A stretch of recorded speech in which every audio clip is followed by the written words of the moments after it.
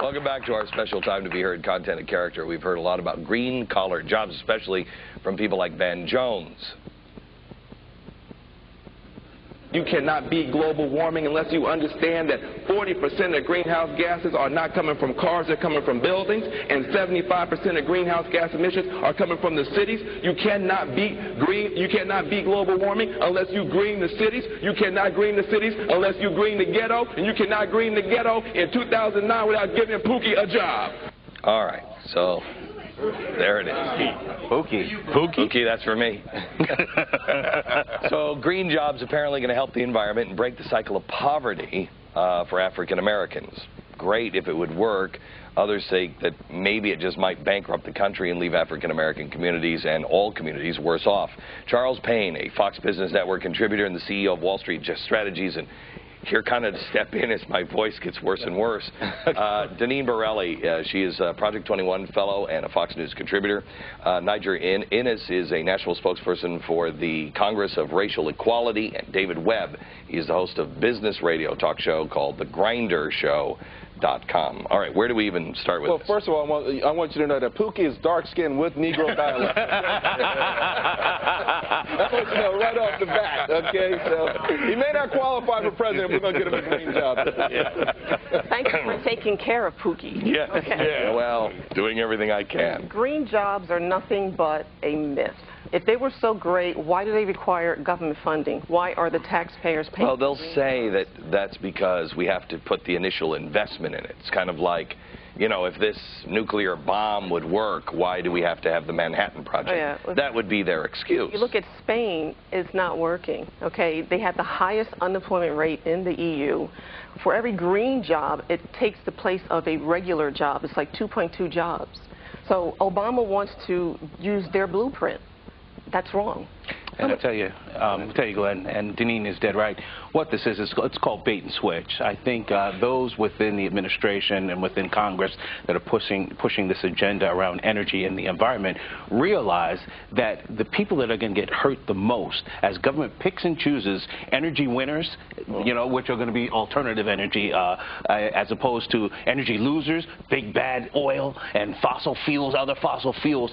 They understand that as government steps into this economy, that the biggest losers are going to be poor and working class people. So they bring in Van Jones to say, oh no, we're going to be bringing jobs, not taking away jobs from you, which is really what's going to happen. The president has already said if his energy plans go through, energy prices would necessarily skyrocket. Those are his words. Yeah. So David, you have nobody to blame if you're President Obama and the Democratic Party. How do you get away with this? Well, first, and to your point, if you're going to give Pookie a job, but you tax the corporations to where they move out of the neighborhood, Pookie should get his own get his own show.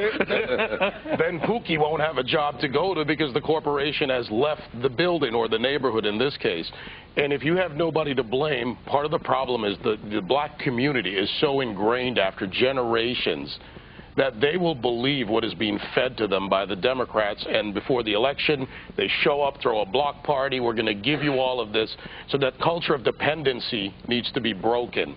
And the Democrats right now don't want to break the culture of dependency. They want to create more entitlements. Do you feel like the African-American community is waking up at all? Because a lot of America is waking up. They're seeing, whoa. I mean, I'm seeing Republicans who I thought were zombie Republicans and would always be a Republican, waking up and saying, wait. Well, I hope more and more people are, but because what Americans want are jobs, period. And with cap and trade, for example, which is a tax on energy, it's a job killer. So to me, this policy that the Obama administration is pushing is going to do more harm than good. And that's critical because the fact is, it is the final frontier for achieving the equality of opportunity society that we all want to achieve. I mean, quite frankly, you voted against him, you voted for him. Barack Obama's presidency, frankly, Michael Steele's, RNC chairman, represents that we have made such great strides as a country since the bad old days. But if there's one last frontier, it's the economic arena. And the beauty of the free market system is not that it rewards the rich It rewards those who want to be rich, and it rewards economic mobility. And this cap and trade scheme will kill that. Solar thing, I mean, last Friday when the jobs report number came out, we lost 85,000 jobs instead of creating jobs that everyone thought. And the president said, well, we're going to do something else. We're going to do $2.3 billion in tax credits for solar panels. Picking and choosing. And it's going to create 17,000 jobs. We just lost 80. I mean, the math is so bad. I got to tell you, while we're doing all of this, because all of this is just a scam to redistribute wealth, while we're doing all of this, China is cutting 25-year deals for gas, oil with Russia.